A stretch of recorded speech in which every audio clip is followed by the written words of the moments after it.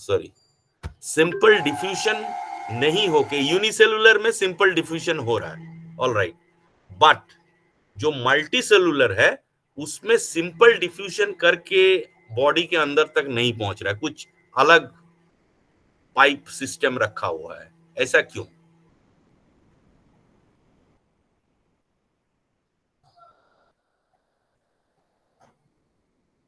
जिसका cell direct environment के contact में नहीं है उसमें एक पाइप सिस्टम चाहिए। क्यों चाहिए? उसमें चीजों को डिफ्यूजन ट्रांसपोर्ट कर करने सकता के है, लिए।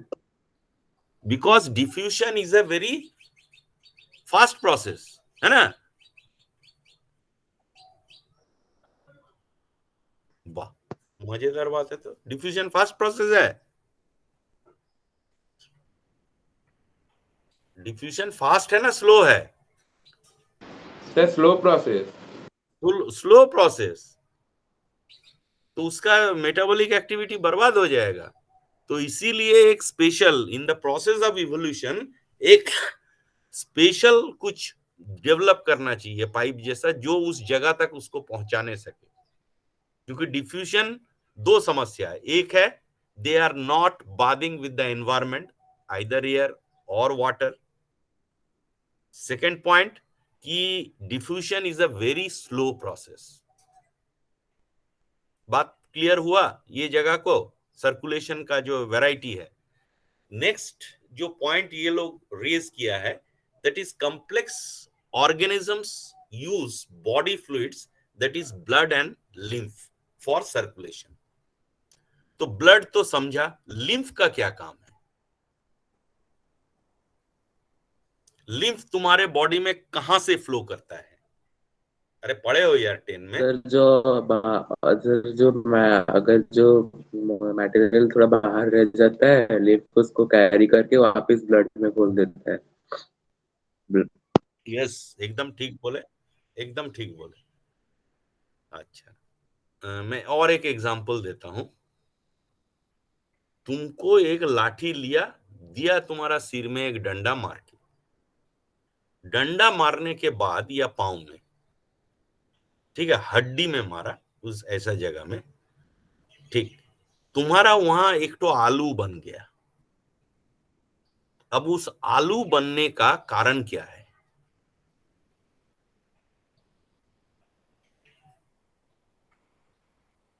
तुम लोग यार सोचता ही नहीं है, जिंदगी में कभी सोचा ही नहीं है बचपन से। सर गलत बोलने का भी हिम्मत जाता है सर, हाँ, पॉइजन। कट जा रहा है।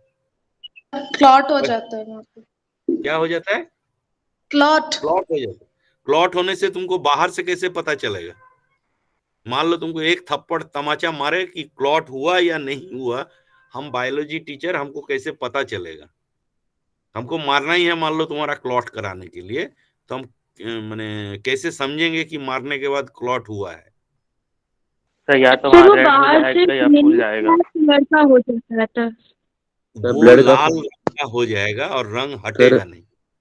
सर ब्लड फ्लो बढ़ जाएगा। अच्छा, ठीक, जगह तो गर्म हो जाएगा और उसका रंग लाल हो जाएगा। अच्छा, अब जो मैं बता रहा था फूल गया है तुम्हारा, तुम उस तरह से सोचने ही नहीं सक रहे हो शायद। देखो इस तरह से सोचो, तुमको कल मैं स्टार्ट करने गया था वहां पर, तुमको कैपिलरी कल दिखा रहा था और उसके चारों तरफ खाली जगह दिखा रहा था। यहां तक दिखाया था ना, मेरा नोट्स जो था उसमें एक कैपिलरी था और उसके चारों तरफ खाली जगह था। Yes sir. तो वो जो खाली जगह था, अच्छा इसको अभी डिस्कस नहीं करेंगे क्योंकि लिम्फ फॉर्मेशन मैं तुमको भी पढ़ाऊंगा, छोड़ दो इसको। आज ही पढ़ाएंगे अब भी। तो सर्कुलेशन दो तरह का होता है, एक है ओपन टाइप और एक है क्लोज टाइप। बोले हैं क्या होगा, बोलो? ओपन और क्लोज्ड। सर ओपन में सर जो भी ऑर्गेनिज्म का जो सर्कुलेशन होगा वो किसी भी ट्यूब के अंदर नहीं होगा, बॉडी में पूरा से ओपनली होगा। और नहीं, क्लोज में ट्यूब सर के अंदर ट्यूब। होगा किंतु बीच बीच में वो बाहर कहीं खुला खुला जगह में जाके गिरेगा, माने क्लोज नहीं होगा, ब्लड बाहर भी जा सकता है। वेयर एज ओपन जो सिस्टम है, ओपन टाइप, ओ सॉरी क्लोज टाइप, वो कभी भी वेसल से बाहर नहीं निकलेगा। ठीक है, क्या बोल रहे हैं? इसके अंदर ओपन टाइप में, जैसे मान लो दो पाइप आया, दो पाइप आके एक उसको क्या बोलते हैं, एक टैंक में आके गिर गया। ठीक है, उसके बाद मान लो थर्ड पाइप से पानी ठोको निकाल दिए, तो इसको हम किस तरह का सर्कुलेशन बोलेंगे? Open. Sir open type. Open type. Open और टाइप। मान लो मैं एक पाइप लिया, उसको उसका मुंह से फिर दूसरा मुंह दोनों को जोड़ दिया, तो ये किस तरह का सर्कुलेशन हुआ? क्लोज। Close type. बस इतना ही समझना है इसमें। दिखा रहा है यहां पर, ये देखो गिर रहा है बाहर में, ठीक है, कॉकरोच का, और इसमें पूरा इसके अंदर घूम रहा है। ये देखो कैपिलरी, यहाँ पर एक्सचेंज ऑफ मटेरियल होता है, फिर ये हार्ट में चला जाता है, और इसमें हार्ट से निकल के ये खाली जगह में जाके गिर रहा है, फिर खाली जगह से वो अंदर चला जा रहा है। तो ये हुआ ओपन। अब हार्ट के बारे में, फिश का हार्ट में, ये नहीं देख के बोलो, फिश का हार्ट में कितना होता है? चेम्बर कितना? 2 chamber sir sir. 2। Amphibia, 2 chambers. Amphibia तीन। फटाफट। 3 3 और chambers. Amphibia 3 chamber. इधर तुमको कल याद कराए 3.5 बोल के, तो तुमको याद नहीं है 3.5 मतलब क्या? 3.5। 3.5 sir. हाँ, और क्रोकोडाइल, बर्ड्स, मैमल्स का 4। 4 chambers. 4 चेम्बर। Very good. अच्छा, now patterns of circulation in vertebrates. Patterns of circulation: single circulation, incomplete double circulation and double circulation. Very good. Single circulation का मतलब, डबल सर्कुलेशन तो तुमको बताया था। अंदाज करो, हिम्मत। सर हार्ट से एक बार ही जाएगा ब्लड। एकदम ठीक, एकदम ठीक, एकदम ठीक। और दूसरा, और कुछ साफ और गंदा खून के बारे में कोई आइडिया?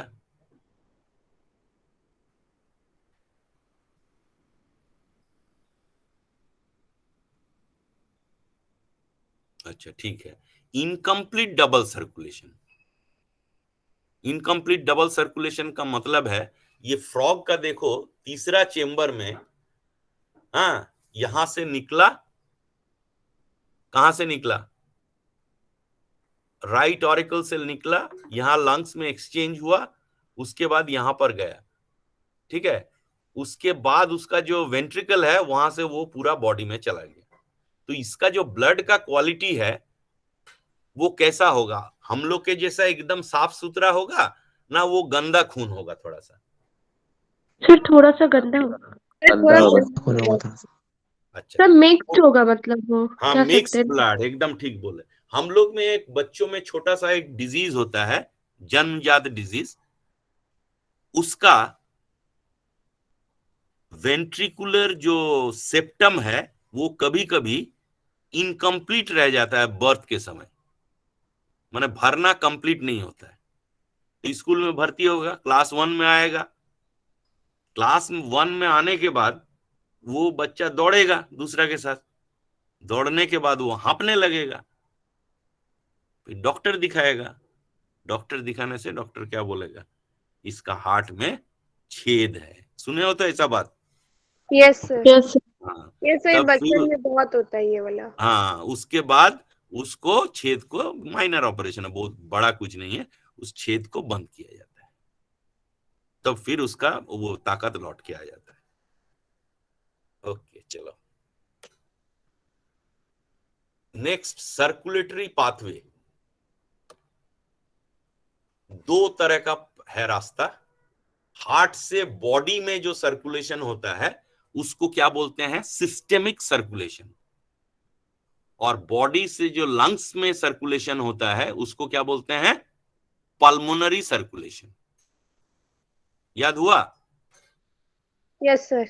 हाँ, और अगर गिल है, लंग्स नहीं है, तब गिल सर्कुलेशन। मैं कुछ कठिन नहीं पढ़ा रहा हूं। Systemic, spelling ACSTEMIC, systemic circulation. ठीक है, तो ब्लड का flow through the heart and Gill, heart वाला तो बता दिया हम लोग वाला, अब गिल का बात देखो। गिल माने किसमें गिल मिलेगा भाई? फिश। फिश, वेरी हाँ। गुड। डीऑक्सीजनेटेड ब्लड कहाँ गया? हार्ट में, मछली का हार्ट, एक बार चीट चार के देखना। उसके बाद वो चला जाएगा गिल्स, गिल्स का वो जो कांटा कांटा है उसके अंदर चला जाएगा, पतला कैपिलरीज उसके अंदर है।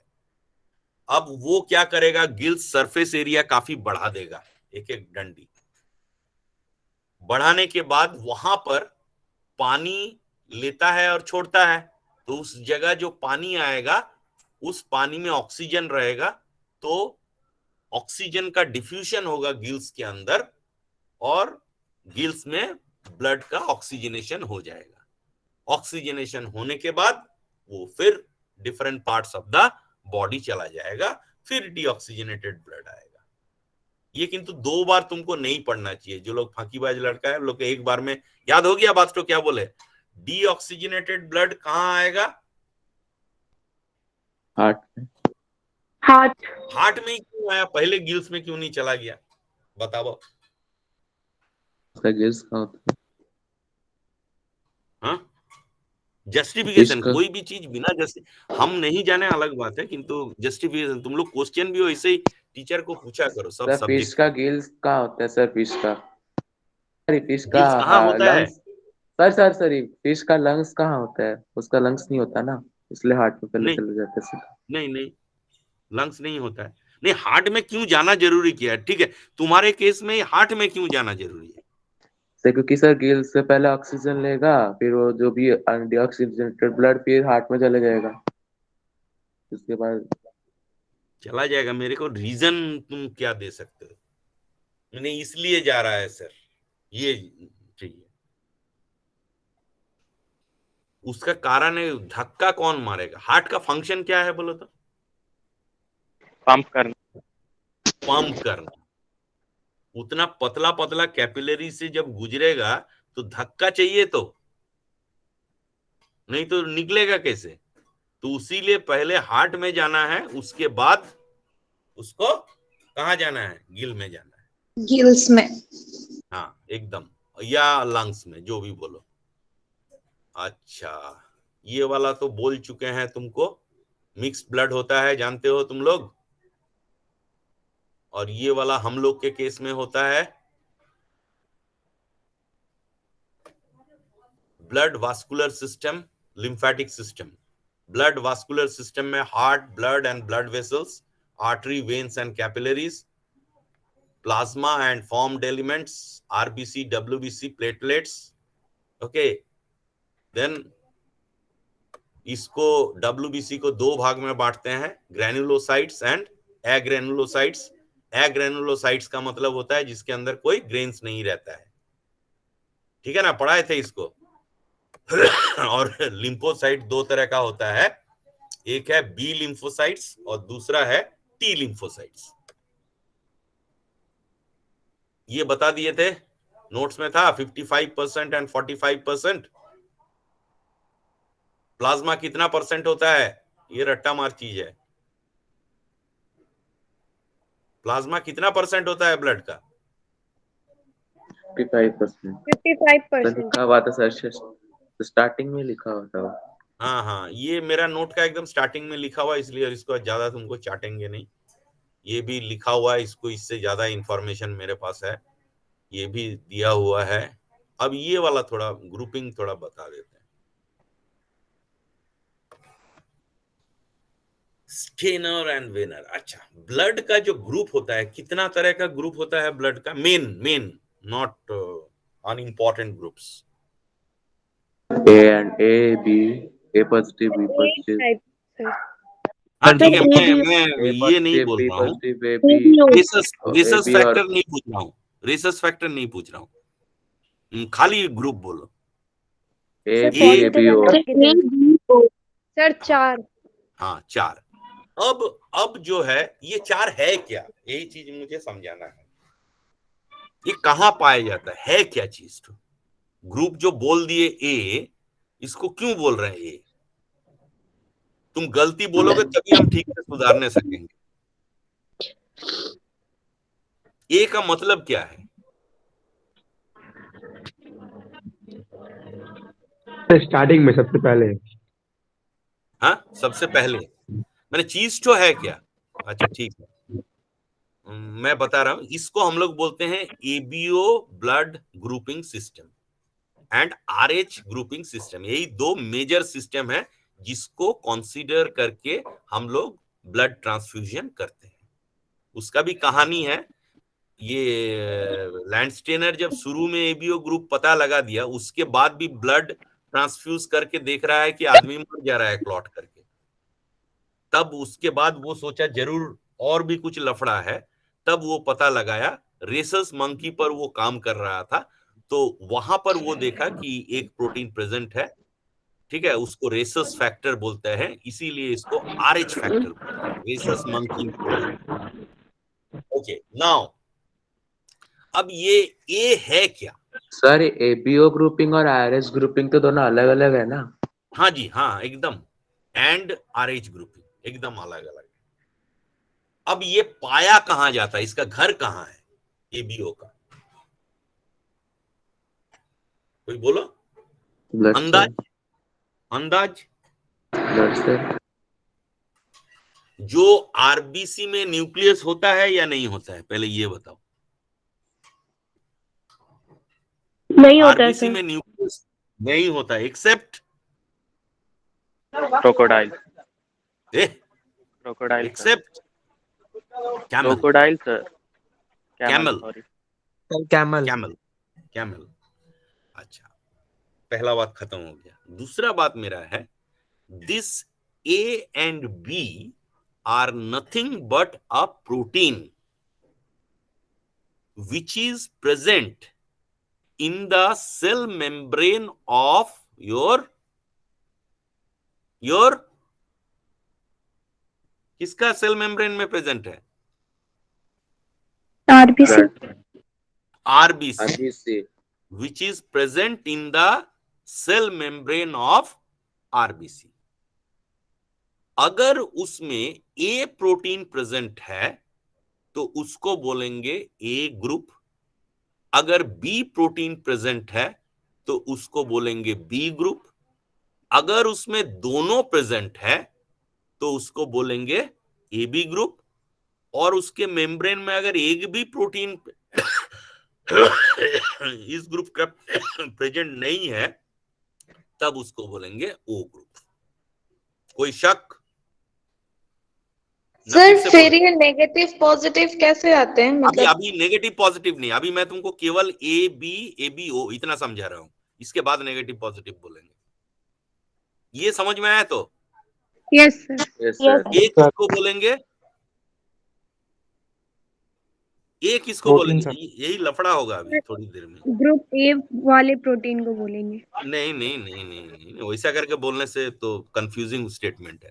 तो जिस आरबीसी के मेम्ब्रेन में अगर ए प्रोटीन रहा तो उसे मेम्ब्रेन माने सेल मेम्ब्रेन, न्यूक्लियर मेम्ब्रेन नहीं। सेल मेम्ब्रेन में अगर प्रोटीन ए रहा प्रेजेंट तब उसको ब्लड ग्रुप ए बोलेंगे। अगर उसके सेल मेम्ब्रेन में बी प्रोटीन प्रेजेंट रहा देन उसको क्या बोलेंगे? बी ग्रुप बोलेंगे।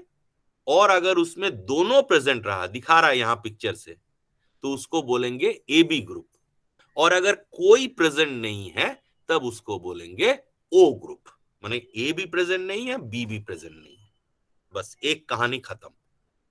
अब दूसरा पॉइंट क्या है? RH factor.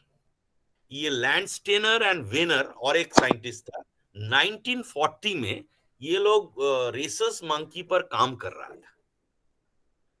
करते करते ब्लड ट्रांसफ्यूजन जब कर रहा था तो उसने देखा क्या, इसके अलावा भी एक प्रोटीन बहुत इंपॉर्टेंट रोल प्ले कर रहा है।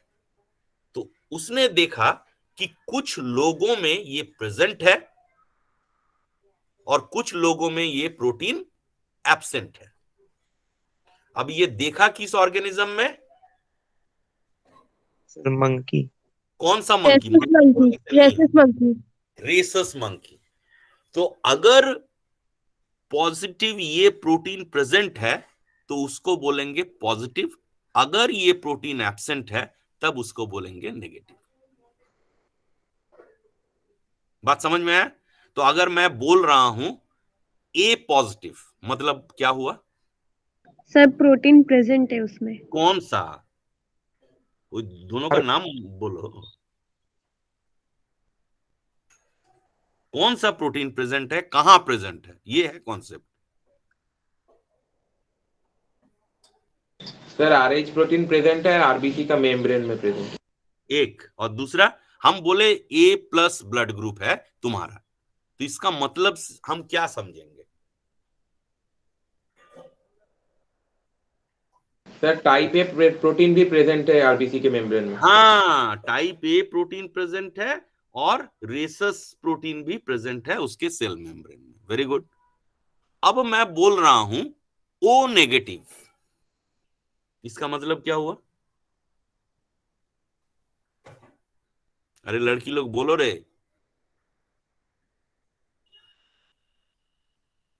कोई बोलने वाला नहीं है। रिपीट करिए सर। सर उसमें हाँ? कुछ प्रेजेंट नहीं है सर उसके। हाँ, मैंने कुछ मतलब क्या? सर कुछ टाइप मतलब एकदम sir type A type B sir, मतलब कोई भी प्रोटीन प्रेजेंट नहीं है। नहीं, वैसे लिखने से के सेल नाइदर ए आरबीसी नॉर के बी सेल मेम्ब्रेन में ए और बी दोनों प्रोटीन प्रेजेंट नहीं है। हाँ, और हम बोले सर RH ओ प्रोटीन नेगेटिव भी बोलो। प्रेजेंट नहीं है। आरएच हाँ, प्रोटीन भी नहीं है। RH प्रोटीन भी प्रेजेंट नहीं है, तब हुआ वो क्या हुआ? O negative. ओ अब मैं नेगेटिव। बोल रहा हूं ए बी पॉजिटिव, मतलब सर दोनों प्रेजेंट है सर। के आरबीसी के सेल मेम्ब्रेन में दोनों प्रोटीन प्रेजेंट है प्लस आरएच प्रोटीन भी प्रेजेंट है। दोनों बोलने से फिर गड़बड़ हो रहा है। तुम लोग शॉर्ट मारने का चक्कर में ना, सीखते समय आरबीसी शॉर्ट के मत मारो। सेल मेम्ब्रेन में ए और बी दोनों प्रोटीन प्रेजेंट है प्लस आरएच प्रोटीन भी प्रेजेंट है। एग्जैक्टली। अब मैं बोला A B negative is a very rare group, मतलब कौन सा उसका मेम्ब्रेन में प्रेजेंट है? केवल ए और बी प्रेजेंट है। RH फैक्टर जो है आरएच नहीं है सर। नहीं है। Very good, very good, excellent. ये कॉन्सेप्ट तुम्हारा पक्का हो गया। सबको समझ में आया मेरा बात? अगर नहीं Yes, आया sir. तो फिर बोलो। ये आधा Yes. पढ़ा है, तुमको पूरा नहीं पढ़ा है। अब इसमें एक एक जगह है, ये तबड़ तबड़ आदमी भी थोड़ा गलती करता है, थोड़ा चमका देने से। हाँ, अब ब्लड में दो पार्ट होता है। क्या क्या दो पार्ट होता है? बिना डर के हमेशा बोला करो। Blood is made up of two things. One is, अरे यार डरते कौन तुम्हारा गला दबा देगा यहाँ पर इंटरनेट में? किसी को गलती करने का हिम्मत नहीं, यही मेरे को खराब लगता है। गलत बोलो ना। Sir plasma and blood corpuscles. Yes, एक है प्लाज्मा, शुरू में ही तो लिखे हैं, एक है प्लाज्मा और दूसरा है blood cells. Very good. Blood cells में हम हटा दे रहे हैं WBC और प्लेटलेट्स को, मेरा उससे अभी फिलहाल ये ग्रुपिंग में कोई मतलब नहीं। अब बात है कि देखो माने यहाँ सृष्टि कैसा है। ये जो है कौन सा, ये बाहर में जो पाया जाता है उसको हम लोग बोल सकते हैं एंटीजन। इस प्रोटीन को क्या बोलते हैं? एंटीजन। एंटीजन का डेफिनेशन देखना, any foreign protein is known as antigen. ठीक है। बी ग्रुप में कौन सा जो प्रोटीन है वो उसको हम लोग कैसे बोलते हैं? Antigen B. अगर इसमें दोनों प्रेजेंट है तो हम लोग बोलेंगे antigen A and B both are present. And इसमें क्या बोलेंगे? Antigen A and B both are absent in the membrane of RBC. अब प्लाज्मा में क्या प्रेजेंट रहता है? अगर इसमें एंटीजन ए प्रेजेंट है, ठीक है, मैं पूरा बोल लूंगा उसके बाद तुम क्वेश्चन करना। अगर इसके मेम्ब्रेन में एंटीजन ए प्रेजेंट है तो उसके प्लाज्मा में क्या प्रेजेंट रहेगा? Antibody B. बी। ठीक, क्या प्रेजेंट रहेगा? Antibody antibody B. B. B. अब मान लो तुम बहुत लफड़ाबाज डॉक्टर हो, तुम यहां पर ए डाल दिए एंटीबॉडी, तो क्या होगा? एक dialogue, antigen and antibodies are highly specific. A antigen will destroyed by only A antibody. Corona spike proteins will be destroyed by particular corona spike antibodies. Today Omicron proteins are there, spike proteins are there. Tomorrow a Chomicron spike proteins will come. Then Tomicron spike protein will come. Then accordingly you have to produce, for Omicron you have to produce Omicron antibody, for Chomicron you have to produce Chomicron antibody. Omicron antibody cannot kill the Chomicron antibody. Because why? एकदम ये chemical reaction, एकदम bond formation करके जैसे ही ये लगेगा फाड़ देगा, ये मेम्ब्रेन में जाके जैसे ही एंटीबॉडी पहुंचेगा तो सेल मेम्ब्रेन को वो बस्ट कर देगा और जो हेमोग्लोबिन है सब खून में फैल जाएगा। मैं बहुत कठिन नहीं बोला तो? हाँ या नहीं बोला यार? बात समझ में आया? ए एंटीजन को कौन डिस्ट्रॉय कर सकता है? A antigen. Antibody. Antibody. A antigen, उसका डायलॉग क्या है? Antigen antibody reactions are highly specific. ये सेंटेंस को याद रखो, हाईली स्पेसिफिक। ए एंटीजन को बी एंटीबॉडी डिस्ट्रॉय नहीं कर सकता है। ए एंटीजन को ए एंटीबॉडी ही डिस्ट्रॉय करेगा, बी एंटीजन को बी एंटीबॉडी ही डिस्ट्रॉय करेगा। Am I clear? Yes sir. Yes sir. वो दुखी होके बोल रहा है, कोई आवाज में दम नहीं है। मेरा तो सिर फट रहा है फिर भी मैं बोल रहा हूँ, आपकी बच्चा सुन रहा है। हाँ सर। बात समझ में आया? अच्छा अच्छा, अब यही सब कॉम्प्लेक्सिटी है। अब सोचो तुम, हम आगे नहीं जाके, मैं लफड़ा अब लगा रहा हूं। तुम्हारा ब्लड ग्रुप ए है, ठीक, और तुमको मैं क्या किया? बी ब्लड ग्रुप डाल दिया। अब की होते? मर जाएंगे, क्या डिस्ट्रॉय हो जाएगा?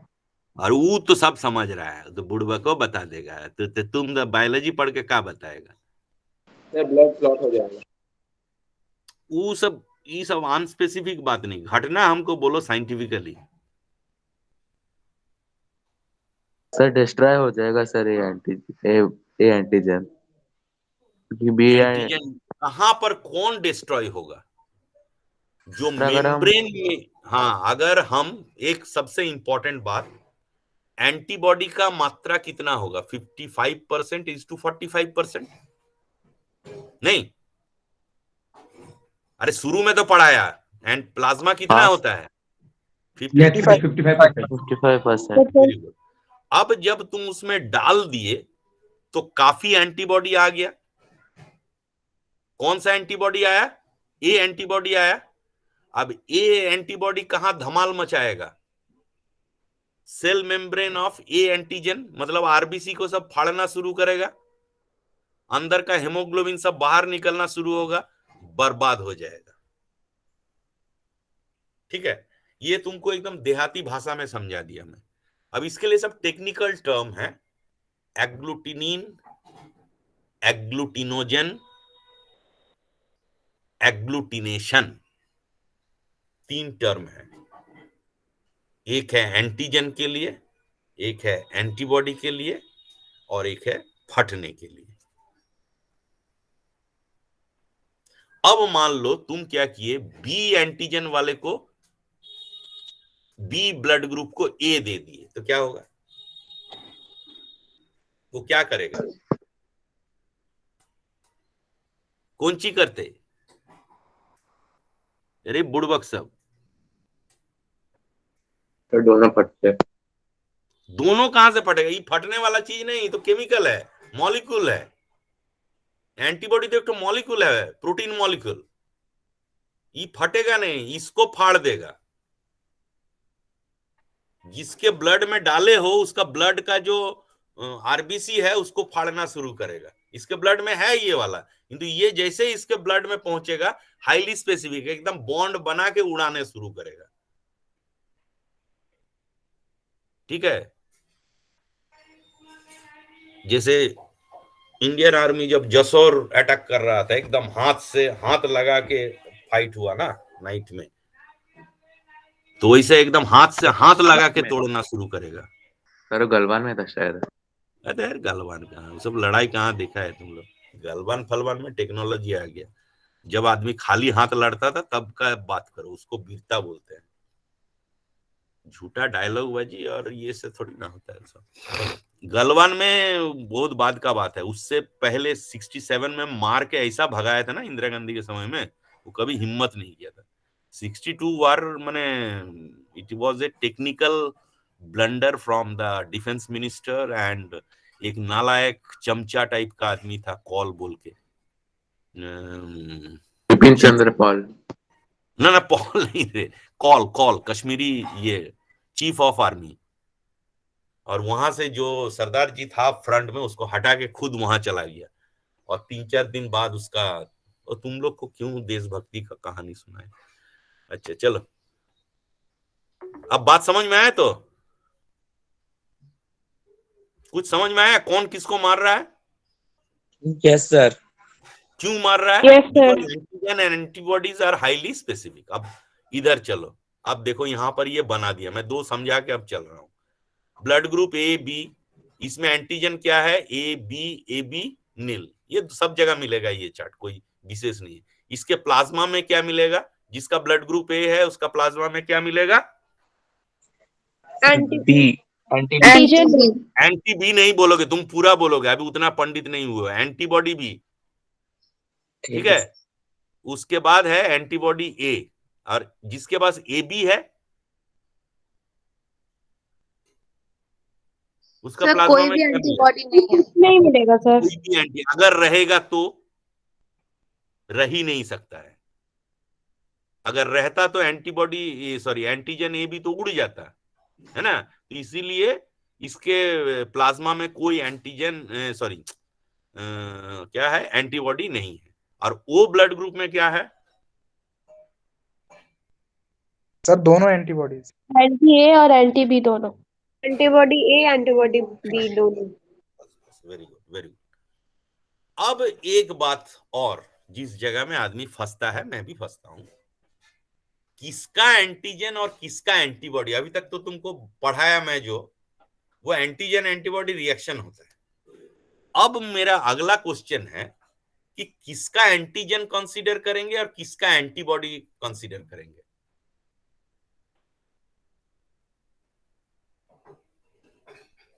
सोच के बोलो, तब याद रहेगा बाद में, नहीं तो भुलाएगा फिर। किसका एंटीजन कंसीडर करेंगे? आदमी है, आदमी का ब्लड ग्रुप है बी, उसको ए ग्रुप का ब्लड दिया, उसका ब्लड का शरीर में कमी है, ठीक है। तो उसके बॉडी में क्या आ गया? बहुत सा आरबीसी घुसा, ठीक। वो आरबीसी में क्या है? कौन सा एंटीजन है? वो आरबीसी में कौन सा एंटीजन है? बी को ए का ब्लड दिया, तो उसके आरबीसी में कौन सा एंटीजन है? सर ए। ए लिमिटेड संख्या में है, और इसके पास अनंत अनादि एंटीबॉडी बी प्रेजेंट है, तो ये तुरंत आक्रमण करेगा इसको। तो जितना भी ये आरबीसी आएगा उसको सबको क्या करेगा? डिस्ट्रॉय कर देगा, ठीक है। तो ये किसको ब्लड दे सकता है? ये ए को दे सकता है, ए बी को दे सकता है। अब बात है कि ए बी को क्यों दे सकता है? ए बी के पास क्या है? और उसके पास दोनों एंटीजेंस हैं, ए और बी ना दोनों। ना ना ना, उसके पास दोनों एंटीबॉडी नहीं है मारने वाला। ये सर मैंने मारने वाला नाइदर ए नॉर बी, कुछ नहीं है उसके पास। सर सर मैंने उसके एंटी पास दोनों एंटीजेंस है, एंटीबॉडी नहीं सर। नहीं सर है मैंने तो मारेगा कौन फिर? मारेगा कौन? जो डोनर है, सॉरी, उसका एंटीजन और जो रेसिपेंट है उसका एंटीबॉडी। जो डोनर है उसका एंटीजन, जो रेसिपेंट है उसका एंटीबॉडी। जो डोनर है उसका एंटीजन, जो रेसिपेंट है उसका एंटीबॉडी। क्या टाइम हो गया? Yes sir. हाँ, यस सर, ज्यादा हो गया। ज्यादा ही हो गया, तब ये हो गया। Thank you. तुम लोग एक तो अच्छा सा पावर पॉइंट ऐसा धमाकेदार बनाओ कि कुछ हो। ये वाला किंतु अच्छा है, मैं देखा इसका पावर पॉइंट सब ना, मैंने गैप हो जाने से बहुत सारा बोलते बोलते बहुत समय चीज छूट जाता है मेरे से। हाँ, तो ये वाला देखते हैं, अच्छा इसका क्वालिटी है पावर पॉइंट का। तो हम लोग का भी ऐसा रहना चाहिए कुछ, माने थोड़ा और अपग्रेडेड, मतलब सीबीएसई किताब प्लस थोड़ा सा डाइवर्सन नीट का क्वेश्चन को देख करके। ज्यादा नहीं, but short, very very short, around 15 से ज्यादा नहीं होना चाहिए। ओके, चलो बाय। सर हम्म ओ नेगेटिव वाले ब्लड ग्रुप के मतलब वो सेल मेम्ब्रेन में उसमें तो एक भी प्रोटीन नहीं है, तो सर प्रोटीन लैक करने की वजह से कॉम्प्लिकेशंस क्यों नहीं आते हैं? नहीं, कॉम्प्लिकेशंस क्यों आएगा? वो in course of time that has developed. वो तुमको क्या लग रहा है कि शुरू से रहा होगा? इवोल्यूशन का प्रोसेस में डिफरेंट डेवलप किया है। मैं तो तुमको बोला नहीं, और भी बॉम्बे ग्रुप खोज के देखना, MNOP, these are the minor blood groups, दबा के देखो नेट में। तो ये मत समझो Okay, कि आस्ते आस्ते वो डेवलप किया है। जब भी इवोल्यूशन प्रोसेस में तुम बोल सकते हो, 100% नहीं बोल सकते हो कि हम लोग एक स्पेसिफिक के तरफ जर्नी होता है, हमेशा नहीं होता है किंतु होता है। वो डिपेंड करता है कि किस तरह का एनवायरनमेंट है, रिक्वायरमेंट क्या है। ओके, श्रद्धांजलि बेला कोउठी थिलो मो एते समय वर्तमान आसुच?